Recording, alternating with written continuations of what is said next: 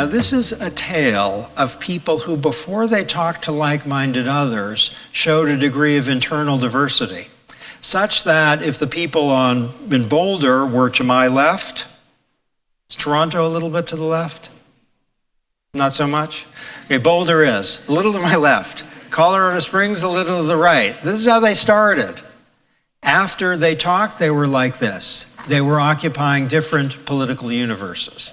Some people in Boulder, before they talked to other people in Boulder, agreed with some people in Colorado Springs. They were not sure about whether discrimination of the affirmative action sort was a good idea.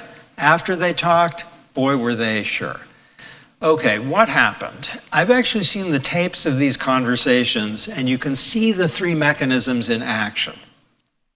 Okay, the first is in a group of people whose members tend to think climate change is a serious problem and we should have an international agreement to control it, the number of arguments that support that conclusion will, as a statistical matter, be higher than the number of arguments the other way.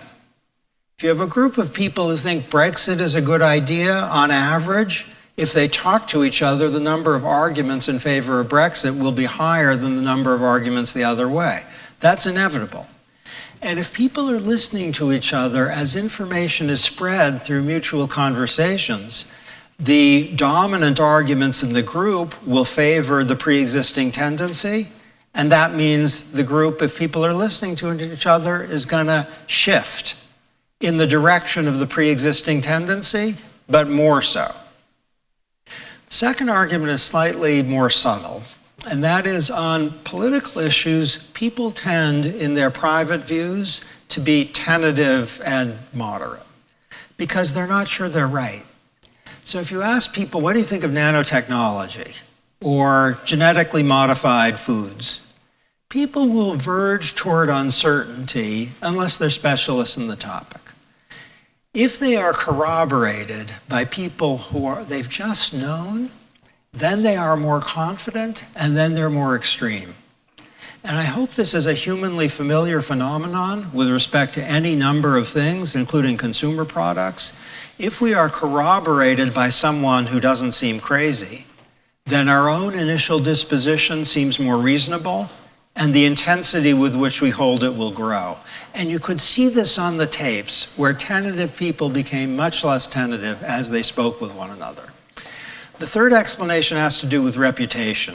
And here the finding in behavioral science is that most people don't want to be like everyone else. They want to be a little bit different from other people, but in the right direction and to the right degree.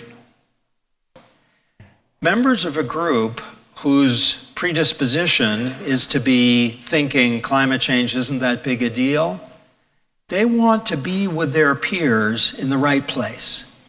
And if their peers are there, they will be nervous about saying, I'm worried about climate change. That's an uncomfortable thing to say. It's an uncomfortable posture to take.